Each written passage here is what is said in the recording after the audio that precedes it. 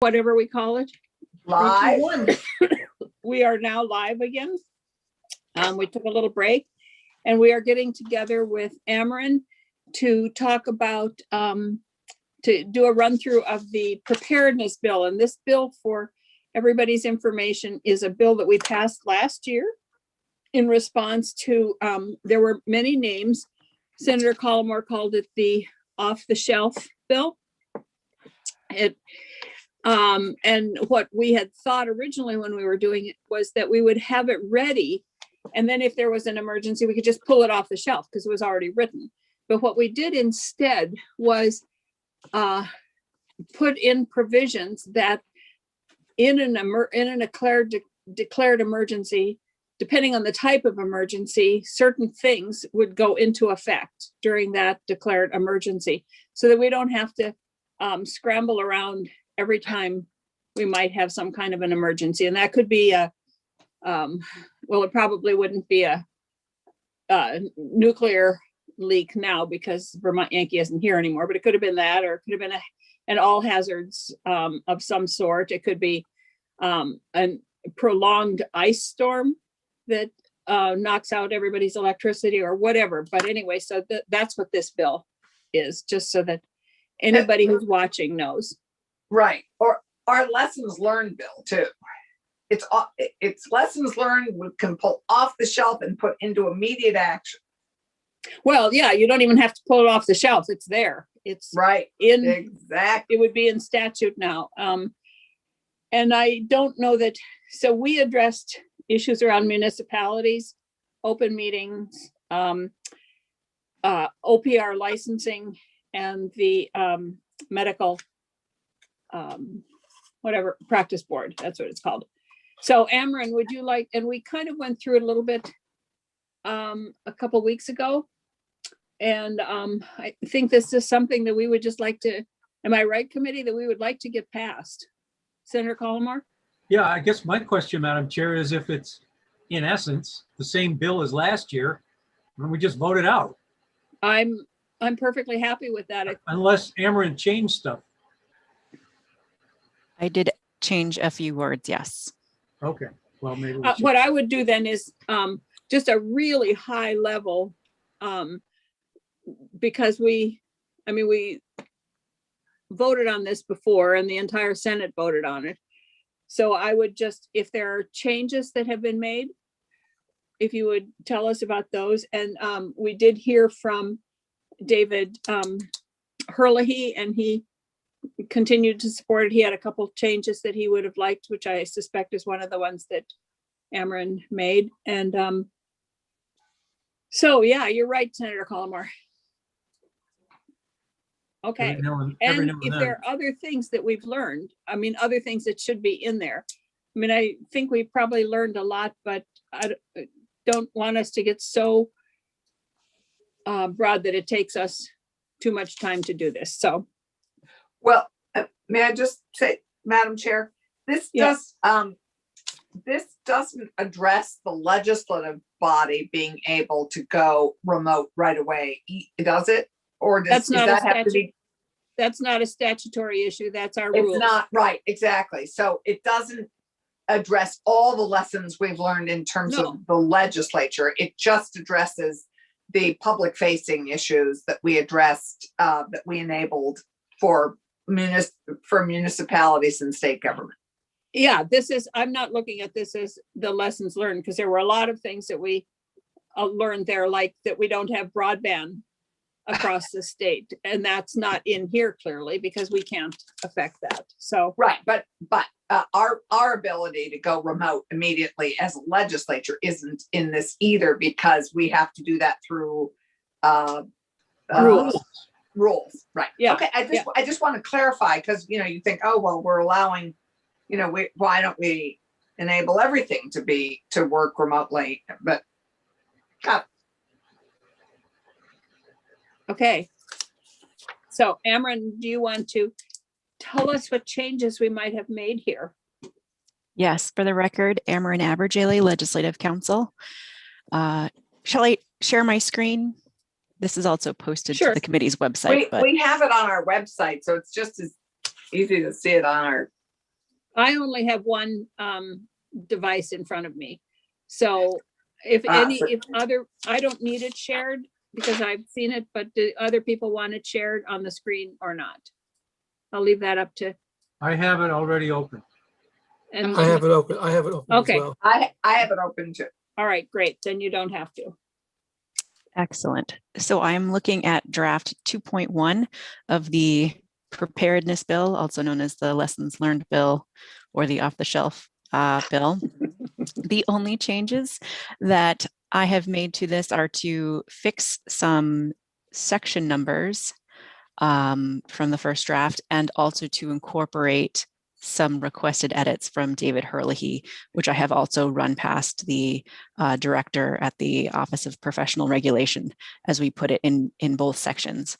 So if everyone will scroll down to page 9, beginning with section 7, the professional regulation section. I've highlighted the changes that I've made so that it makes it very easy to see where the changes are. This used to say section 138. As it turns out, there will be a new section 138 that is implemented, I believe, in April of this year. So this will now be 139. Scrolling down to the next page, adjusted the next section number to 140. And beginning on page 11, this is the section around emergency provisions out-of-state healthcare professionals. We added in the words, this is the clarification that was requested by David Herlihy, that we specify that the healthcare professional must remain licensed, certified, or registered in at least one jurisdiction and remains in good standing in all jurisdictions where the healthcare professional is licensed, certified, or registered. This is just to be clear that if someone is licensed in multiple jurisdictions, they don't need to remain licensed in all those jurisdictions so long as they're licensed in one jurisdiction. However, they are required to be in good standing for any jurisdiction where they are licensed, certified, or registered. In section 9, I adjusted the section number to 141. And scrolling down to section 10, I adjusted the section number to 142.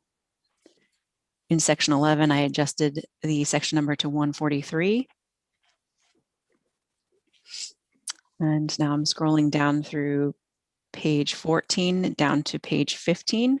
Another request from David Herlihy was to specify that where a healthcare practitioner is deemed to be licensed, certified, or registered to provide healthcare services to a patient located in Vermont using telehealth, they can do so as part of the staff of a licensed facility or with the Medical Reserve Corps.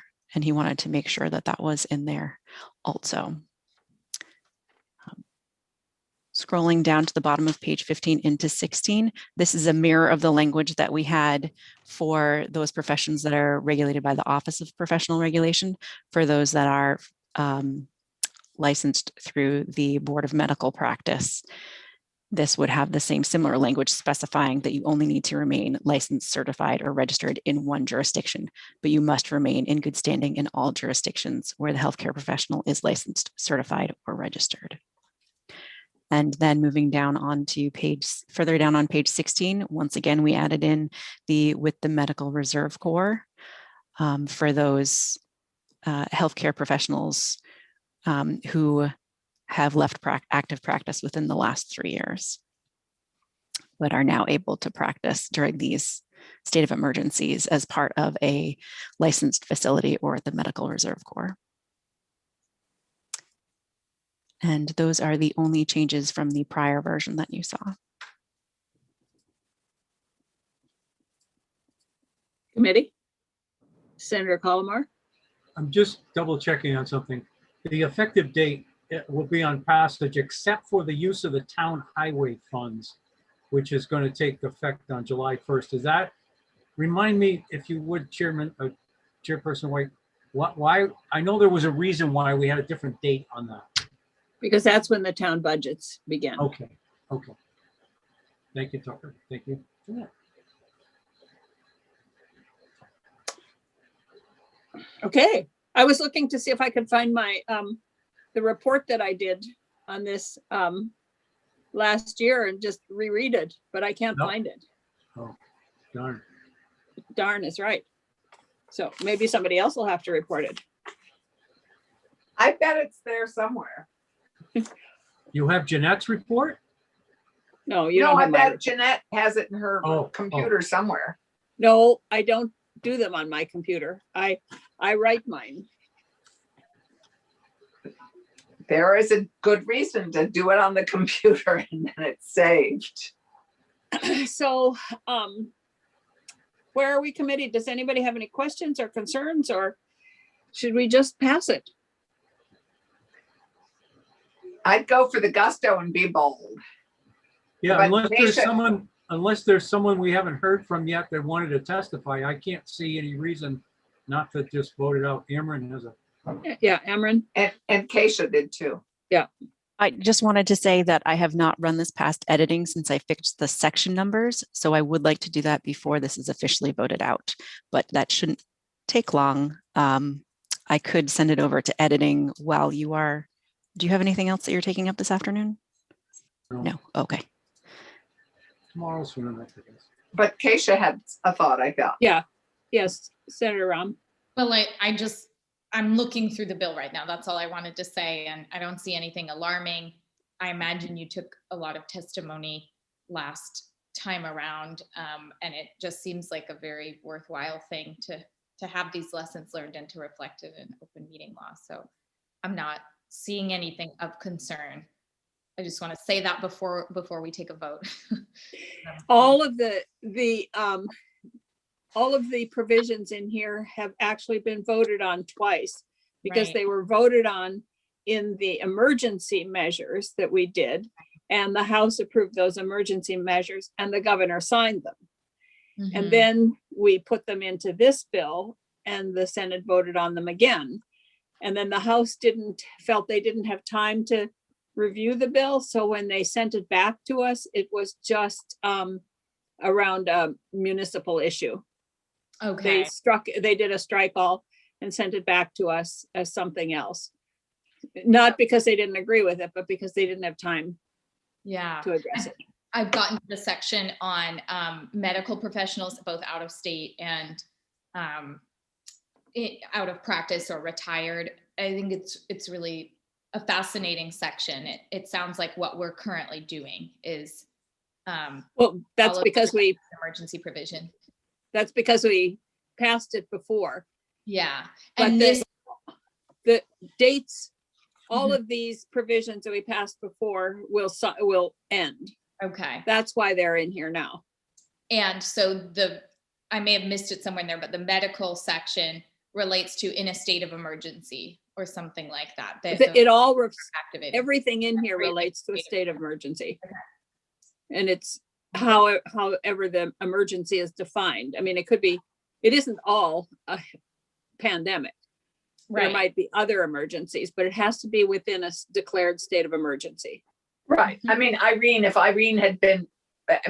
was a good example, or, there are lots of examples. Did we have medical reserve corps before this bill? What?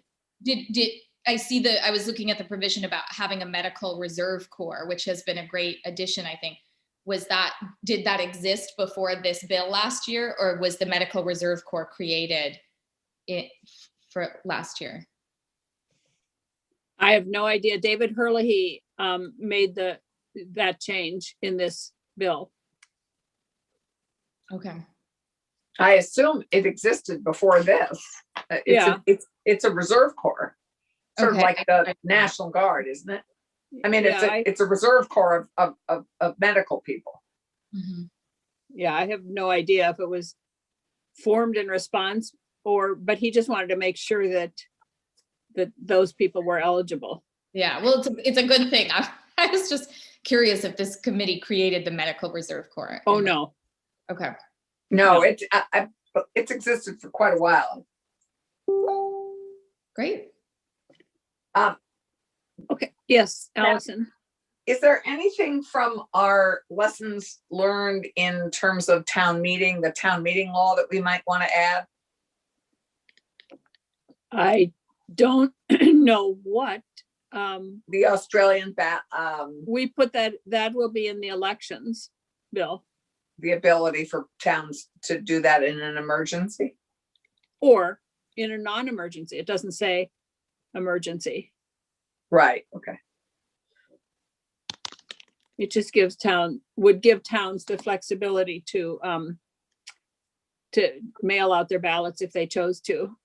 But Right. So the one Okay. thing we never really took up because we didn't have time was the e-signatures and or the ability to have town meeting remotely. Would we like to give the ability to towns? I mean, when you're always talking about giving towns independence, could we give towns the ability to meet remotely for their annual meeting if they wanted? We did not do that this year. we did not, and I will tell you that that would require a lot of testimony because there's a lot of resistance to that. We did allow Brattleboro to do it because they know exactly who the 150 people are. Right. Just like we can do it because we know who the 5 people are on this committee.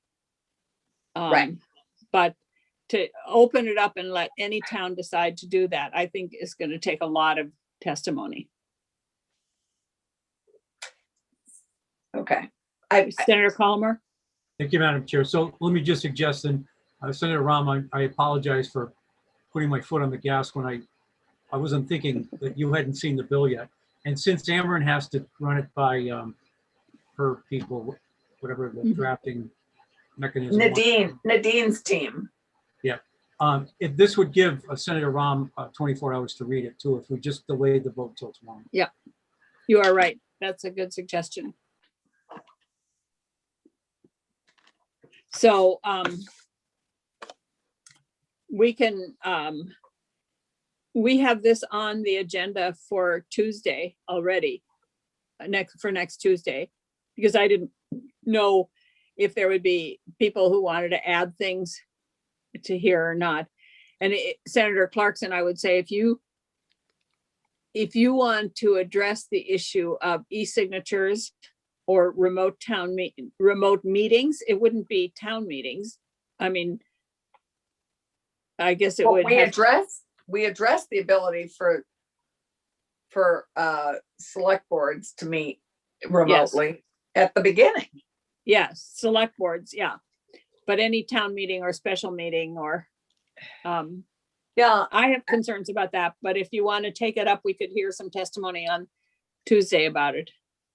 I just think it's an issue that we might explore, and I didn't know what we wanted to do about e-signatures. We said we'd address it when we had more time, and it certainly is I just have done yet another DocuSign thing for my mother's estate, and it's, I'm the executor, so it is amazing how the world is moving in that completely in that direction. I suppose we could hear some testimony on that. Senator Rahm? Sorry. Oh. I was waiting for a break in the action to say to Gail that the record of action form looks really weird to me. The what? I know we're not going to take action today, but she sent me a record of action form, and it doesn't have you on it, Madam Chair, and it looks like something got deleted. Anyway. Oh, okay. Okay. Oh, really? Okay, I'll take a look at that Okay. and resend it, Keisha. Sorry. Okay. So Senator Clarkson, I would say that is anybody else interested in looking at the issue of e-signatures? We're talking here about e-signatures for what? For petitions. I believe, wasn't that for petitions coming for either, well, it's a question, because they could be for almost any of the petitions that we require.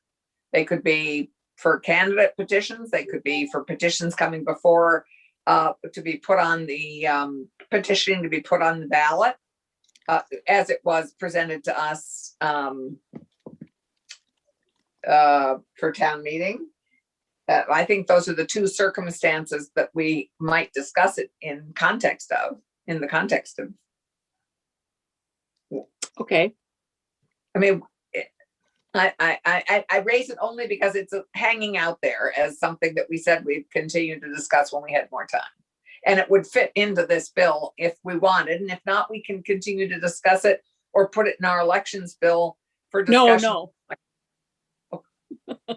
I don't think we want to put anything in our elections bill that is. Anyway, sorry. Yep. Senator Collmore. Thank you, Madam Chair. And Senator Clarkson, I would not have a great amount of interest in either of those topics to put in this bill, because I think right now the runway is smooth and it's going to get passed without any problem. The more that you put in it, the more testimony we have to take, the longer it's going to take to get to a vote. And then the longer, perhaps, given those two topics, the longer the debate on the floor could be. I think remote town meetings, I think there'd be a lot of discussion about that. I don't think it's as simple as It as isn't. we might think. And I think by the time the next election rolls around, we're not going to have to worry about e-signatures. I'm still old-fashioned enough to think that I'll get my clipboard out and stand outside the grocery store and talk to people. That's just me. Oh, I'm not saying I advocate for it. I'm just saying we had put that marker out that we would discuss it more fully later. So Okay. just following up. Senator Rahm. Well, I am interested in the issue of DocuSign more broadly, because I think fewer and fewer people have access to a printer. You know, many form. I even was talking to, you know, our federal delegations offices and saying the more you can do DocuSign for people, the better off they are in the height of the pandemic, because it wasn't like you could go to Kinko's and just print something. So speaking on behalf of millennials and others who are less, I just bought a printer when we started in this, you know, this session.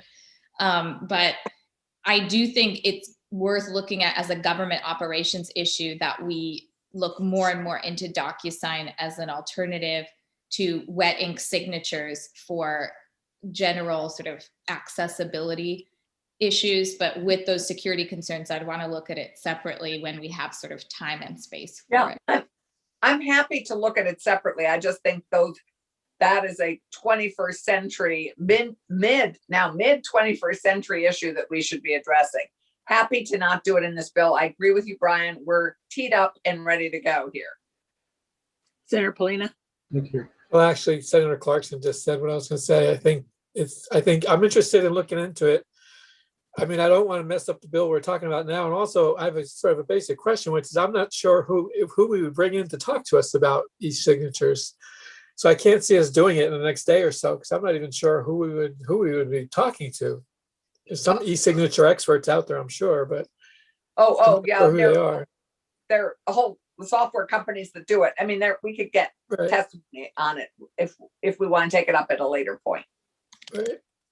And we have done it for a number of like notarizing things and Right.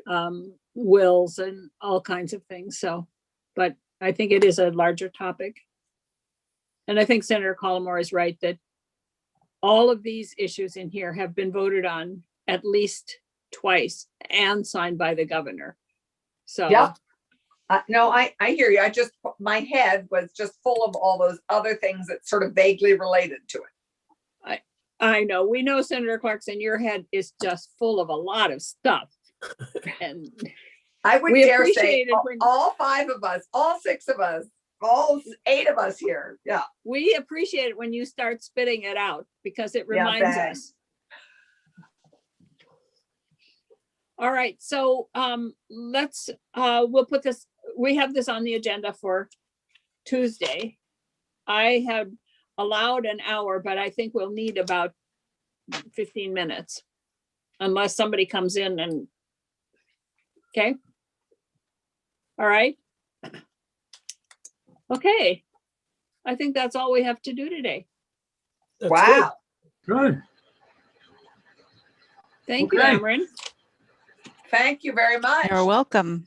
Thank you, Tucker, and thank you, Gail. And Yeah, thank you, everybody. have a nice weekend. Or it's, good. Okay. It's Oh, we have Thursday. tomorrow off? no, It's- I'm sorry. I it's thought it was Thursday. Friday. Have a nice afternoon. Thank you, Thank Madam you. Chair. You Thank too. you. Bye-bye. Thank you. Bye-bye.